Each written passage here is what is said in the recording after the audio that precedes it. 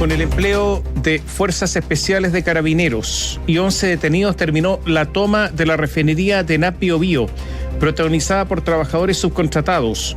Los dirigentes apuntaron directamente al presidente Gabriel Boric. El gobierno en tanto dijo que apostó por el diálogo, pero que el abastecimiento de la población es lo primero, y ese era el argumento por el que se daba ayer el motivo de finalmente proceder al desalojo. Ayer escuché hablar a importantes dirigentes de no derecha, de la democracia cristiana, etcétera, que decían, bueno, pero está bien, desalojo, pero ¿qué tiene que ver esto con la ley de indulto? O sea, ¿hay una línea en el gobierno? O sea, por un lado esto y por otro lado, ¿dónde está? ¿Qué pasó con los camioneros? ¿Qué pasó? Entonces, había toda una serie de críticas al gobierno central por no tener una línea. Básicamente ese es el tema, no tener una línea. Y por otro lado, otras personas decían, bueno, cada trabajador de la ENAP cuesta, no es que reciba esto de remuneración, sino que con todas las garantías que tienen, etcétera, cuesta alrededor de 5 millones de pesos mensuales promedio. ¿Esto es posible para los subcontratistas? ¿Quién paga esto? Bueno, señor que echa benzina al final del día. O sea, al final eso es, de algún lado sale la plata y ENAP tiene que financiarse, etcétera, etcétera. Es una empresa del Estado que ha perdido mucha plata y por lo tanto es una empresa que tiene trabajadores con un estándar muy por sobre el del país, en una empresa que ha sido deficitaria históricamente. Entonces, algunos se preguntan, bueno, ¿cómo? Fíjense que en el caso de ENAP, y este es un asunto que hay que recordar, existe toda una situación en Punta Arenas. Los auditores de Punta Arenas lo saben. Se terminó el petróleo en Punta Arenas. Chile en algún momento produjo el 30% de sus necesidades, producción propia. Había pozos en Punta Arenas. Todo eso se terminó, se extinguió, ya no hay. En Punta Arenas hay gas, algo, pero no hay petróleo. Y resulta que la ENAP ha tenido que seguir teniendo actividades en Punta Arenas, pese a que no hay petróleo, por razones sociales. Entonces hay una carga ahí también muy importante desde el punto de vista financiero. Y está esto otro. Pero aquí hay un punto que lo hemos comentado ya varias veces, y este es un punto del Partido Comunista. Por esa razón, la ministra Janet Jara, por esa razón la Seremi de la región del Biobío, por esa razón diputados comunistas han apoyado el movimiento, porque lo que quieren es marcar un punto para que los trabajadores subcontratados tengan las mismas condiciones de la empresa de la empresa principal, ¿no es cierto?, que los subcontrata. Y esa es una discusión que está en estos instantes y que puede ser un programa, un arma del gobierno. Por eso querían marcar el punto, como que esta fuera una especie de estaca en toda esta discusión. ¿Esto cómo terminó? Bueno, terminó con personas que fueron detenidas en el día de ayer, con las fuerzas especiales.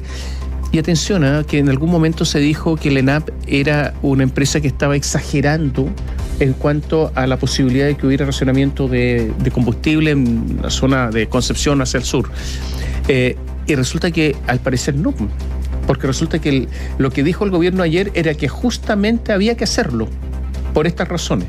Y estaba dentro de los 5 días que había determinado la misma empresa la semana pasada, ¿se acuerdan? Cuando decía que efectivamente tenía capacidad para abastecer solamente durante esas jornadas. El día 5 es el día de hoy, entiendo yo, de acuerdo si seguimos la lógica de esa declaración. Ahora, ayer obviamente hubo molestia de quienes fueron desalojados y varios de ellos recordaron que estuvieron en un encuentro con el en ese momento candidato a la presidencia, Gabriel Boric, que ellos aseguran que había firmado un documento en donde les decía que los iba a ayudar. Lo cierto es que hemos estado buscando esa información.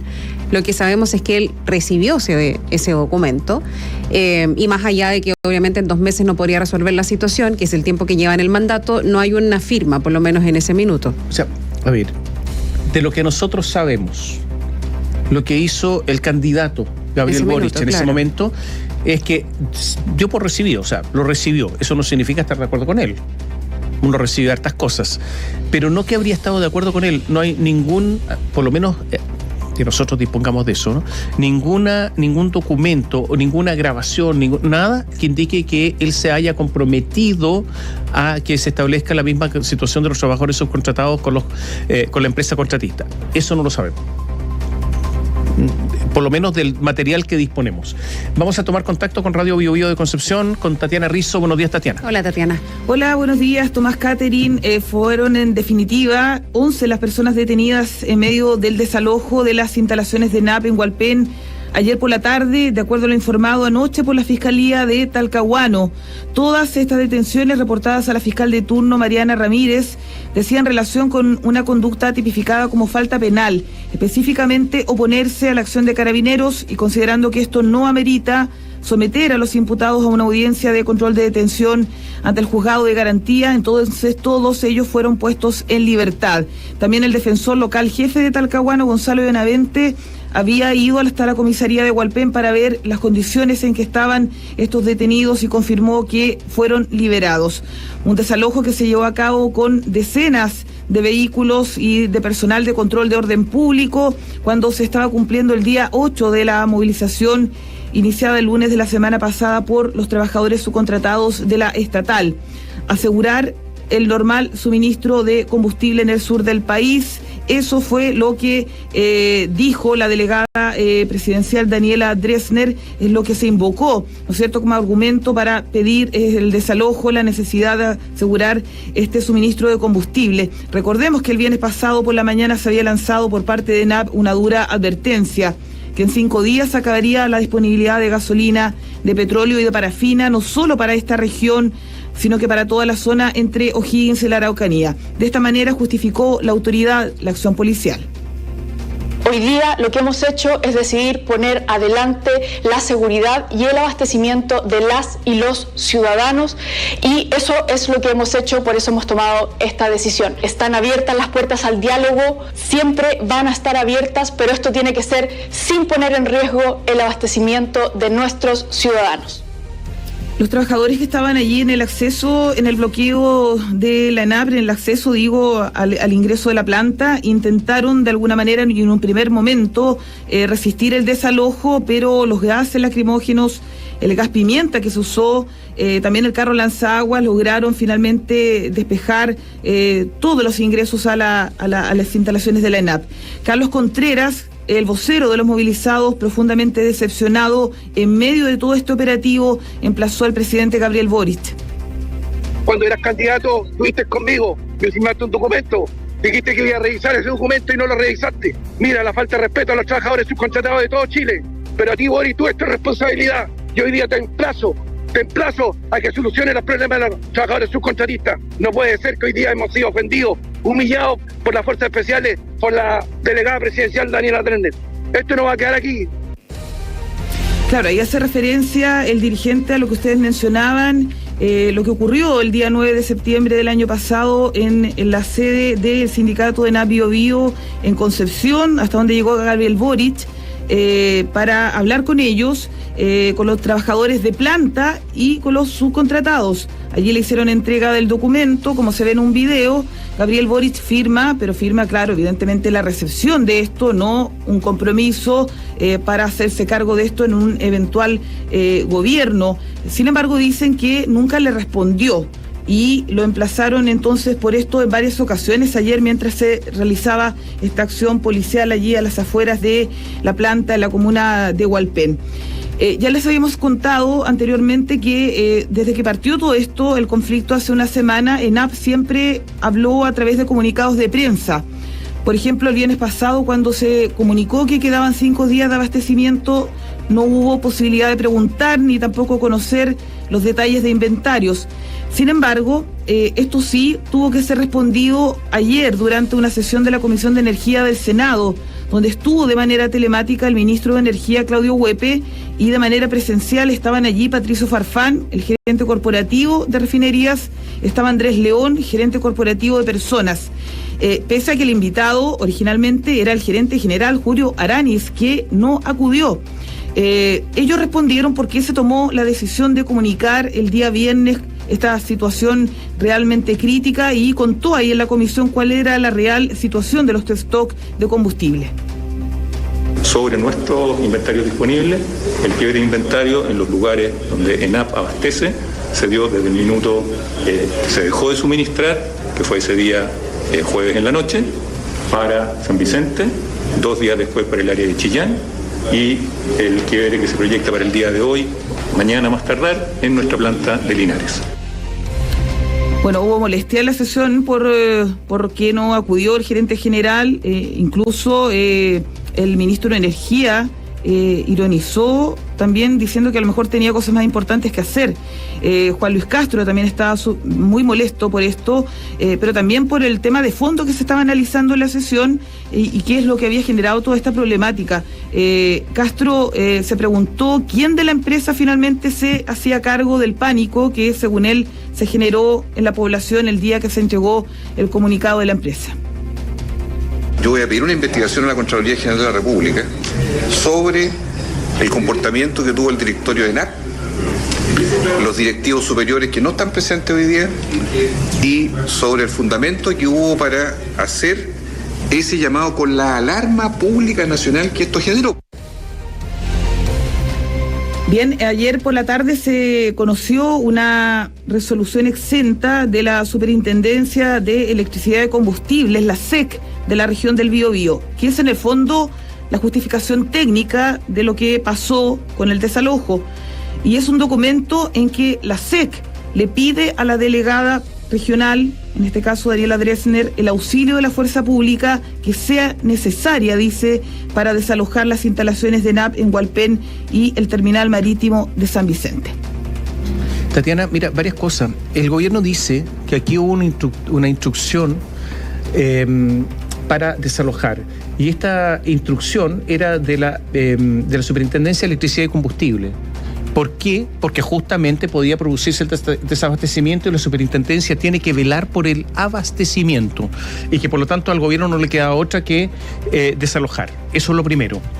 Lo segundo es que hay una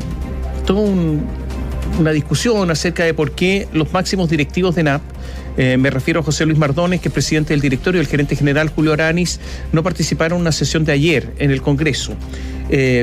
Hubo declaraciones muy duras del ministro de Energía, Claudio Huepe. ¿Qué dice el ministro de Energía, Claudio Huepe? A mí me parece importante escuchar lo que dice. Dice, el comunicado generó alarma pública y mayor demanda de combustible, por lo que puso presión mayor, que si bien era de preocupación, no era un problema inminente en ese minuto. Yo creo que el ministro está absolutamente equivocado y errado, y actúa ideológicamente además. ¿Cuál es el deber de ENAP? Ser transparente, pues. ¿Y qué está diciendo Huepe? Que no tenía que ser transparente, que tenía que guardarse la información por ningún motivo. O sea, ENAP es de todos al final del día, es del Estado, y por lo tanto tiene que ser transparente con el país. Si iba a faltar combustible en 5 días, que lo diga, pero ¿por qué no lo iba a decir? ¿O tenía que esperar a último minuto? ¿Y qué dice él? ¿Qué dice el ministro Huepe? Dice que esto puso presión mayor, pero lógico, si la presión ya estaba, no es que le haya puesto presión, decir la verdad, no es que ponga presión. El ministro Huepe está absolutamente equivocado, él cree que hay que quedarse callado y eso en el fondo es una especie de mentira, ¿no? El quedarse callado. Cuando las autoridades públicas tienen el deber de decir la verdad. ¿Y qué dice Huepe además? Lamentablemente ENAP tuvo una parte bastante pasiva en estas negociaciones, estuvo bastante ausente y a medida que avanzaban los días se podía empezar a generar riesgos sobre el abastecimiento. Bueno, pero si no es tema de ENAP ese. Y finalmente porque además ENAP es una empresa de gobierno del Estado, pero a ver, aquí había un paro. Y yo no sé si el ministro Huepe tiene la misma actitud respecto de los otros paros que hay, pero es muy increíble lo que dijo el ministro Claudio Huepe, es muy raro. Es el ministro de Energía, o sea, tiene que velar para que todos tengan la energía. Los combustibles son energía, todos lo sabemos. Pero resulta que aquí no estaba en favor de los consumidores. No, para nada. Raro lo del ministro Huepe, ¿eh?